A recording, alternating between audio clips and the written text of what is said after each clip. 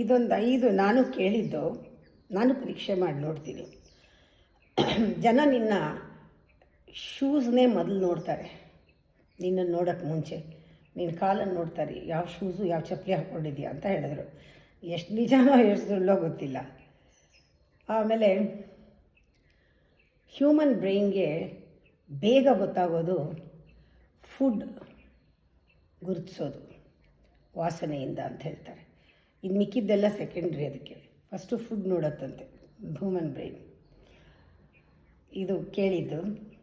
Allergy ಬಂದಿರೋದೇ ನಿಮ್ಮ ಯೋಚನೆನೇ ಅಲರ್ಜಿಯನ್ನು ಸೃಷ್ಟಿ ಮಾಡುತ್ತೆ ಅಂತ. ಇನ್ನೊಂದು 10% ನಾವು ಕಣ್ಣು ಮುಚ್ಚಿರ್ತೀವಿ ನಡೆಯುವಾಗ.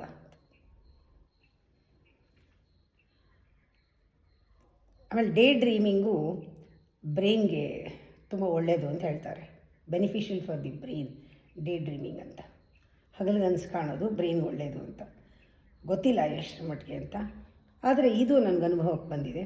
ಒಂದು ಲೋಟ ತಣ್ಣೀರು ಕುಡಿದ್ರೆ ಟೆನ್ಷನ್ನು ಕೋಪ ಎಲ್ಲ ಕಮ್ಮಿ ಆಗುತ್ತೆ. ಯಾರಾದರೂ ಕೋಪ ಮಾಡಿಕೊಂಡ್ರೆ ಒಂದು ಲೋಟ ನೀರು ಕೊಡಿ ಅಂತೀವಿ, ಸುಸ್ತಾಗಿದ್ದರೆ ನೀರು ಕೊಡಿ ಅಂತೀವಿ.